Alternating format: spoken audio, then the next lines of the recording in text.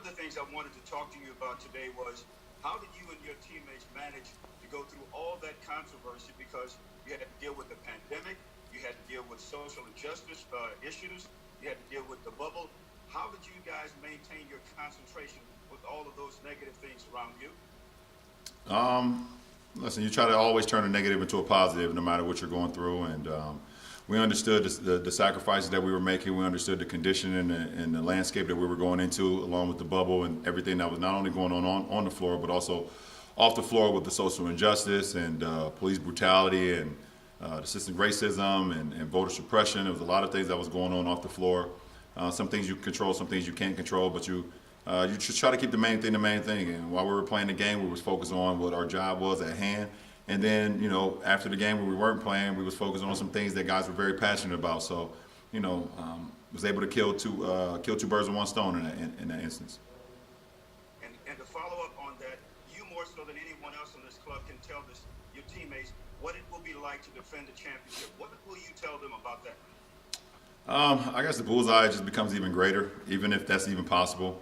One, for me personally, the bullseye has always been on my back or on my front since I entered the league. And then you add in the Laker name on top of that, the Lakers franchise. The bullseye has been on this franchise for a long time as well. So, understanding that everyone's going to come at us, everyone's going to, try to take away from us defending our title. But, for me personally, last year we won the ring, we won a title, and this year is a new challenge.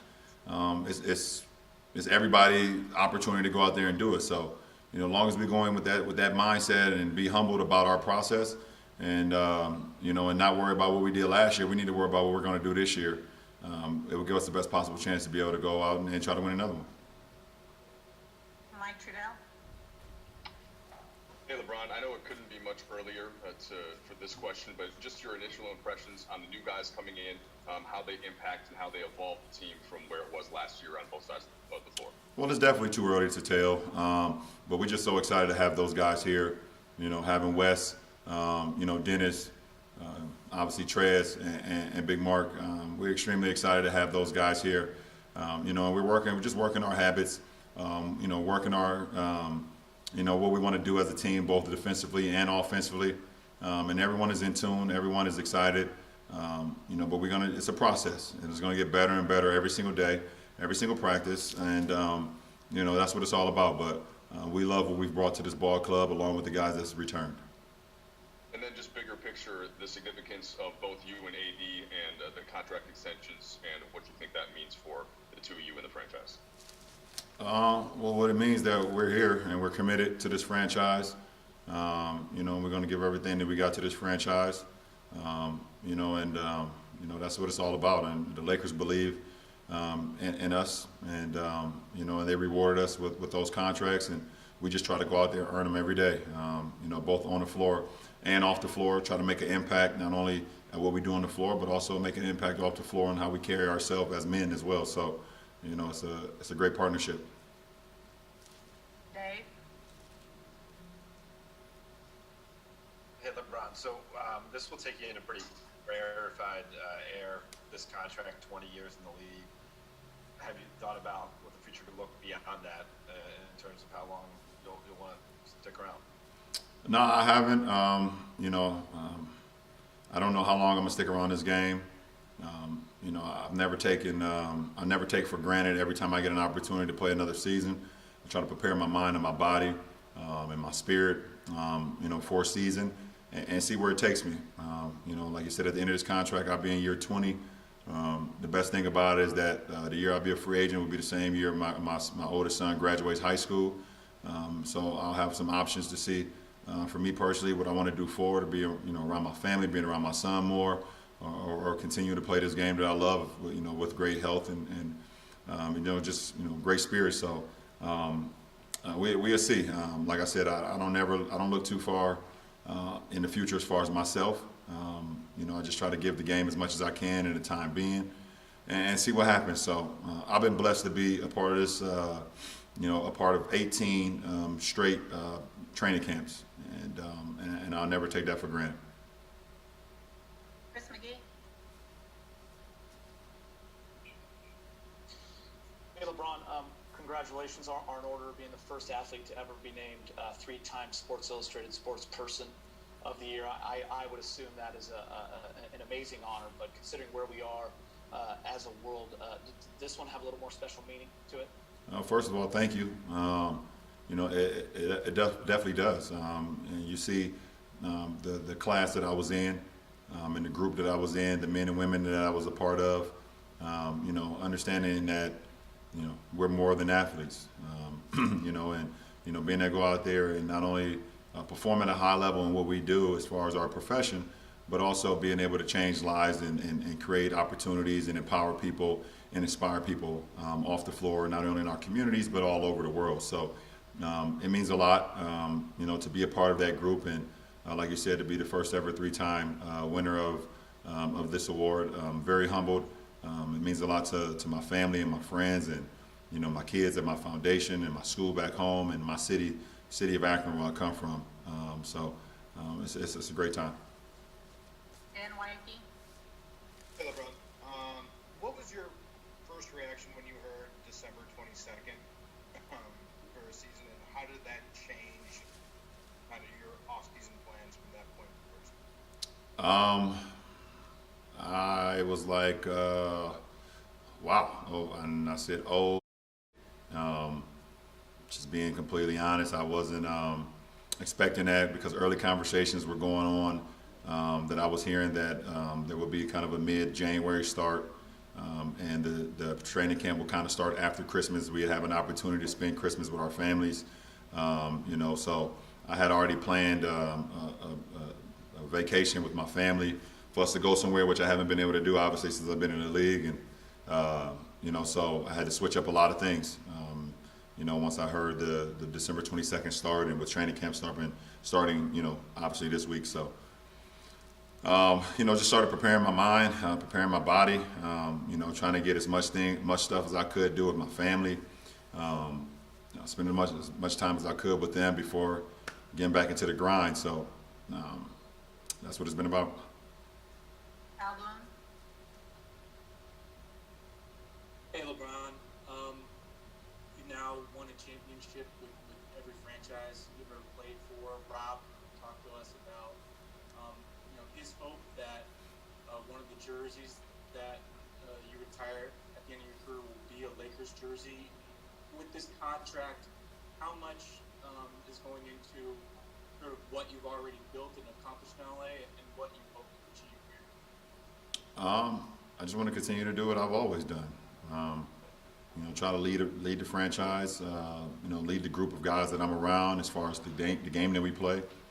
And then off the floor, just continue to inspire people on being more than what people say that they are, and carry myself personally. I understand every time I leave a house that I'm not representing just myself, I'm representing my whole family, representing my friends that's associated with me and representing my kids at my school back home. So it's a lot of responsibility for me when I walk out of my household. So, I want to continue to go out there and play the game at a high level, continue to play for my teammates, continue to play for this franchise, play for our fan base, play for whoever, want to see me play the game and like the way I approach the game, and continue to inspire off the floor. Bill Oram? Hey, LeBron, good to see you. I'm wondering, you've been only out of the bubble for like 6 weeks, half as long as you were there in the first place. I'm wondering what the adjustment back to the world has been like for you, and what changes you've had to make in your life, your family's behavior, to limit your exposure and do your part, for the league. I mean, are there changes you need to limit your bubble, your typical orbit? Yeah, I mean, you just have to. I mean, we listen to the experts on what's going on with the climate, as far as COVID, and keep your family in the mask when we leave the house or whatever the case may be, and be cautious of where we travel to, be cautious who we're around. Right now you just try to do everything that you can to protect your family, and hopefully you can stay safe and stay healthy. Obviously that's the most important thing than anything. So that's what it's been all about. I mean, obviously, we are all hoping that the world gets back to normal at some point, so we can get back to kind of some normalcy. With our kids being back in school, our kids miss being in school. They're sick and tired of doing these Zoom classes. They love being around their other classmates. They love, being in classrooms and having fun, and I understand that too. So hopefully we can get back to that soon. But much appreciation, much respect to the teachers that's holding these classes, Monday through Friday. They're doing a hell of a job. So much respect to that. But we'll see what happens. But for me, nothing has changed. Pretty much I've always been, protector of my family, and no matter what, no matter if it was, COVID going around or just how we live on a day-to-day basis. Mark Medina. Hey, LeBron, good to see you, and congratulations on your extension and all your accomplishments. You've said a lot of times of the adjustment and struggle with playing games without fans. I was wondering, because of the bubble experience, how more equipped are you to be able to adjust to that, or is that still kind of an ongoing struggle you think you'll continue to have? No, it would never be something that that I'll be fully comfortable with or accustomed with. I got too many years of playing the game or playing sports in general with fans. So I would never want to get fully committed to that or fully comfortable with that, because I believe at some point we will get back to it. Hopefully, I'm still playing, and hopefully I'm still in uniform.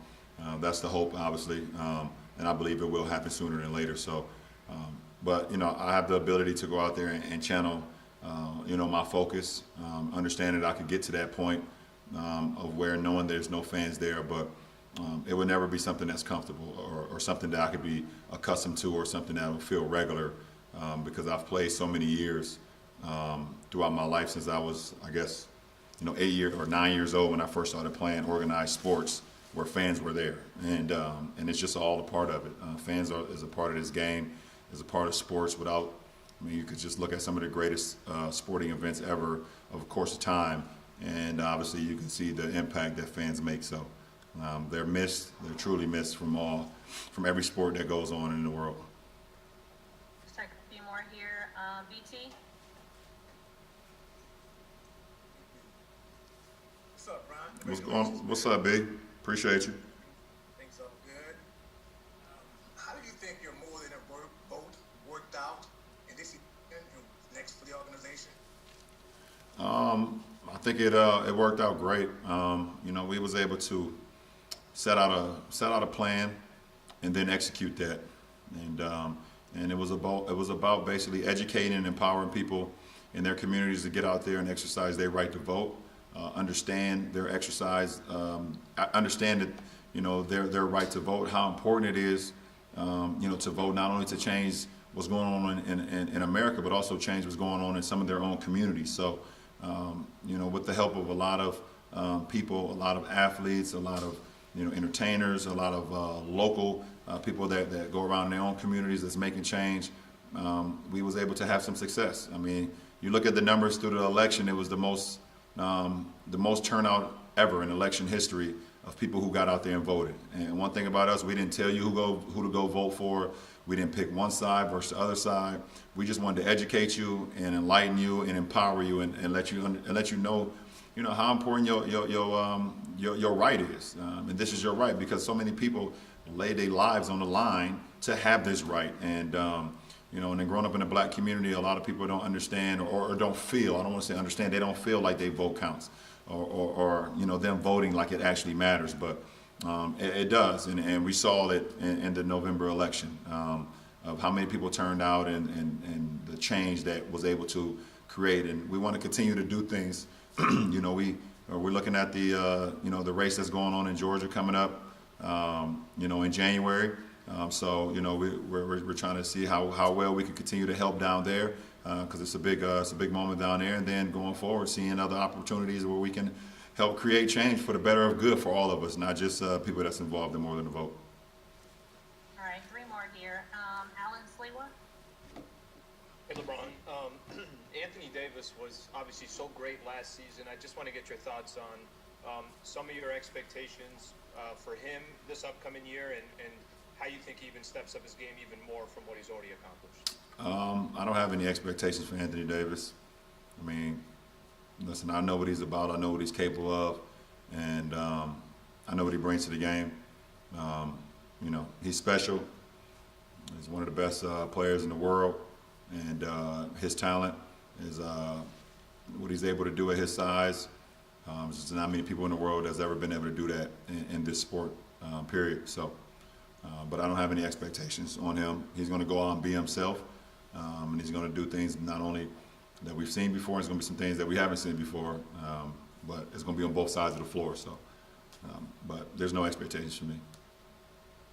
Bill Plaschke. Yeah, LeBron, you've never been a big fan of load management, but isn't this year different? Don't you need to conserve it with a shortened off season? Don't you need to conserve yourself more this year? I've always listened to my coaches. We had the same thing last year when the coaching staff got here. You know, we're going to be as smart as we can be on not, making sure that my body and making sure that I'm ready to go. Obviously, every game matters, but we're competing for something that's high. So we don't ever want to shortchange our stuff, and it's for me personally. It's always a fine line with me, but I understand that with the shortened season, I think it was 71 days that the off season is going to be the shortest off season for any sport ever, any professional sports ever. So you're going to be very conscientious about what we do going forward, as far as me personally. Last question, Melissa Rowland. Hey, LeBron, you talked about just sort of your reaction when you first found out how short your off season was going to be. Now that you've had some time to let it set in, how are you feeling both physically and mentally right now? Physically, that's right now I'm sore as hell. We day 2 of training camp. So that's been my whole career, pretty much except probably like year 1 and year 2 when I was 18 and 19. Super sore, but nothing, I don't have anything that's stopping me from being on the floor, doing 5-on-5, doing 4-on-4, doing any drills, things of that nature. So good in that sense. And then from mentally, I'm great. I'm healthy. My family's healthy. I'm great mentally. So I'm in a really good place in my life. So I'm solid. Jay, will you just take one more for Chris McGee, please? Yep. Thank Oh, thanks, LeBron. Kind of to piggyback off a question Mike asked earlier about the new pieces. Considering you guys just basically won this championship, it seems like yesterday, mid-October, can new pieces help a title team, and just in terms of practices and the focus early on, especially guys that are thirsty for a title? And I know Mark's won one, but it's been a couple years. Just adding guys that just play the game the right way and that's hungry to be, hungry to want to, win and win at the highest level. You got Trez, who's won a 6 Man of the Year award. You got Dennis, who played, in a bunch of playoff games and, was right there, at winning a 6 Man award. You got Wes, who's been on some teams, who's went deep into the playoffs with Milwaukee or with Dallas and things of that nature. And obviously Big Marcus won one. So you got guys that's just hungry to make a mark on their career and do it at a high level. And, and we got some guys that's here that's not satisfied with just winning one title. So you add that all together, I think it's going to be great for our ball club. So, playing this game, you want to be remembered. You want to be legendary. You want to be remembered and be, remembered as one of the greatest teams or one of the greatest players or whatever the case may be. But the best way to do that is to win and to win at the highest level. So, I remember, in Miami, we wasn't satisfied after winning our first one. We was able to go out and sign Ray Allen, and we was able to double down on that. So, I feel like we're trying to do the same thing here. Our franchise and Rob and everyone upstairs was not satisfied with just winning one title. We went out and added some pieces. Obviously, we lost some great pieces that helped us win the title, and we're going to miss those guys. But we added some guys that can come in and hopefully, I'm not going to say hopefully, but I know they'll be able to make an immediate impact on our team. So we're looking forward to that.